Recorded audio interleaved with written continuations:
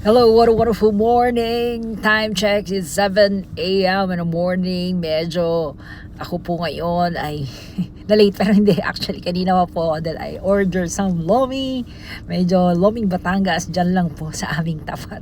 So very, very tasteful na talagang original from Batangas. So that's why I order it. Ayan. So magandang umaga. Ako ngayon ay going na to my work and my business. Ayan, so habang nakikita ko ang mga diaper na nandito, itong bagay-bagay because my mother just pinick up ng aking brother kahapon. So meron akong diaper ng matanda. Ayan, so isa po yan sa mga bagong challenging journey sa akin. I was surprised in my kasi I check on you, nakita ko na marami pong mga nag-watch about transitions, about change. So that's why I would like to make a series on that. Okay, short talks, small talks, and just a simple journey, journey talks about transitions, about change, about our challenges, shifting to different path, to another path, to different road, to another road. Siguro, I will gonna focus on that because I think some of you are medyo na-like yung mga ganon. So, I will continue on that. So, maybe just a few more series of that. So, sige po, drive mo muna ako until I went to the shop kasi I think ang tao ko naghihintay na doon. At syempre, ang isang matanda na nang re-request ng lomi, dadalan po natin siya. At syempre, isang tao din na may sakit.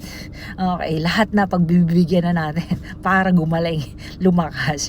Amen. So, generosity is always give different life. So, let's give life and be generous, be kind. Okay, so, sige po, drive mo muna ako and then I'll be back with you.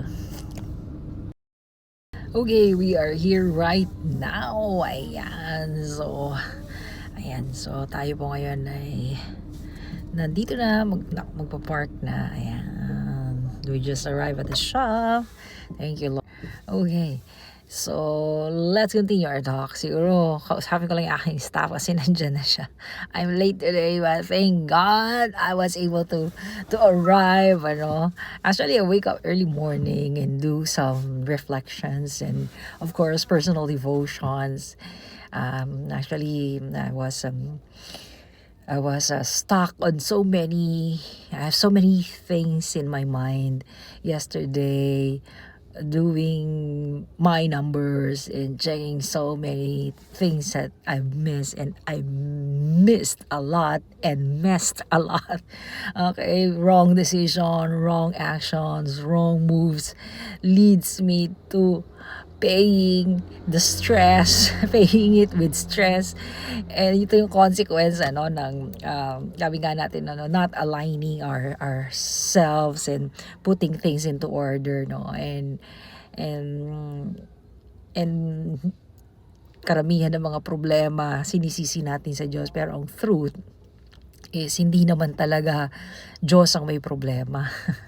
Ang problema ay tayo. We don't actually really focus on what must be done, what is important, what is less important, what is things that needed time, urgent pero may time frame pa. Meron namang kaya may tinatawag ng gyros windows, yung window na yon, pag i-categorize mo yung events and activities mo in life, which is urgent and which is now, which is not urgent but which is not urgent and doesn't need time. Meron isang need time but not so urgent. So may mga ganun po yan, may mga tinatawag na windows tayo na kung saan titignan natin kung ano talaga yung mga dapat i-categorize mo siya para maging efficient and effective ka in your daily work.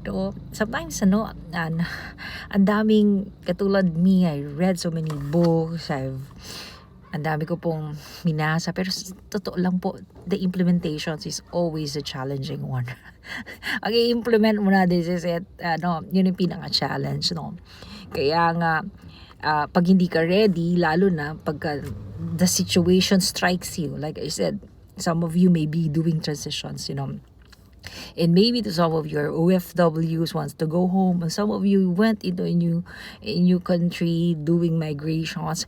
Ang dami po yung roller coasters, emotions, and sabi nga natin, mental and emotional and physical strains, no, na talagang i-squeeze ang iyong mga decisions, ang iyong buhay. So in every shifts, in every transitions, katulad nun, may mga questions ako, di ba po, sa inyo nga, no, yung mga questions na worth ba yan ng time mo? Pag mag-ship ka, I'm going to make a decision, may i-change ka kasi. Mayroong mga bagay na talagang mali-let go ka. At may mga bagay na pag nilet go mo yun, may mga ma-hurts. Ang tanong, handa ka bang makasakit? Handa ka bang itong bagay na to? So, minsan, may assessment. Like I said, no decisions is perfect. Pero, ang laging hindi naman natin hinahanap yung perfections. Ang hinahanap kasi natin is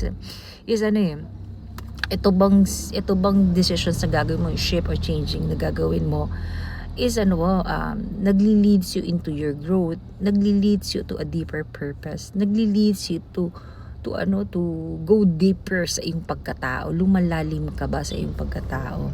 It changes you, it grows your values, it activates your faith, it strengthens your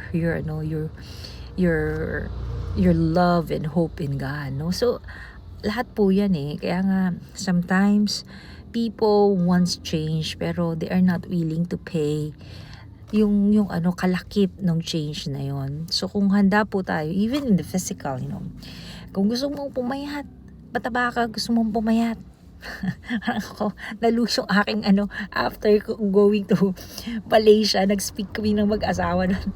Anak ko, ang sarap ng pagkain. Pagdating ko rito, kain na naman ako ng kain.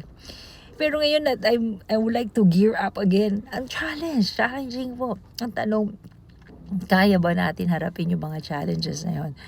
Pumunta ka sa ibang bansa, kaya mo bang harapin yung lungkot? Kaya mo bang harapin yung mga temptations? Kung malayo ka sa pamilya mo, sa mga may asawa, sa mga may kasintahan, kaya mo ba yung mga ganon?